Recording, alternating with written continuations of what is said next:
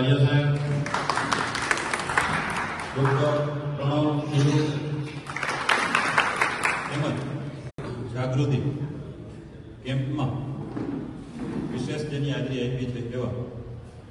SSO cancer hospital Ahmedabad તેમજ EPIC multi specialist hospital અમદાવાદના સંયુક્ત ઉપક્રમે અને રાજકોટ બ્રાહ્મણ સર્વોદય મંડળ પોરબંદરના આયોજન આજે આપણે સૌ મળ્યા છે. એમાં વિશેષ વધારેલા ડોક્ટર તરણ પટેલ સાહેબ, ડોક્ટર